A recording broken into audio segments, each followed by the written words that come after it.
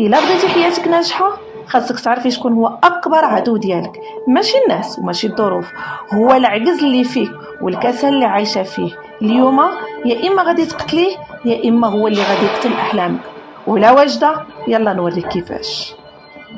كتحلمي بحياه زوينه، كتمني تكوني قويه وناجحه ومتحكمه في حياتك. هذه كلها احلام غادي تضيع الا خليتي الكسل هو اللي يتحكم فيك. اليوم غادي نوريك كيفاش توقفي هذا الكسل قبل ما يسرق منك حياتك.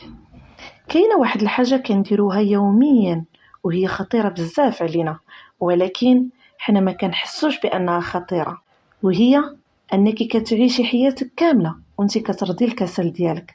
كتفيقي في الصباح وعندك احلام كبار، ولكن كتقولي غدا نبدا نحققهم، وغدا كيولي من بعد، ومن بعد كيولي عام، ومن بعد عام كتفيقي وكتلقاي راسك باقة في نفس البلاصة وبنفس العقلية وبنفس الحياة وبنفس الندم. حيت الكسل هو السر ديال الخسارة ديالتك، وهو اللي كيقتل الأحلام ديالك. وكل دقيقة كتقضيها بلا حركة هي دقيقة كتسرقيها من مستقبلك.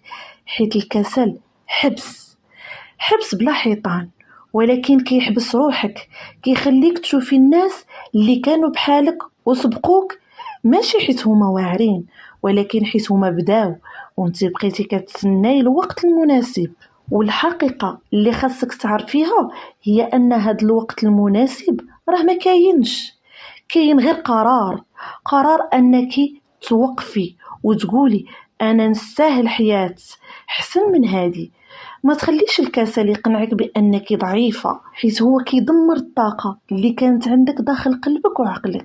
ولكن انت ماشي ضعيفة، انت فقط مازال ما قررتيش. تصوري معايا كيفاش غادي تكون حياتك الا بديتي اليوم، الا امنتي براسك وخدمتي على حلمك.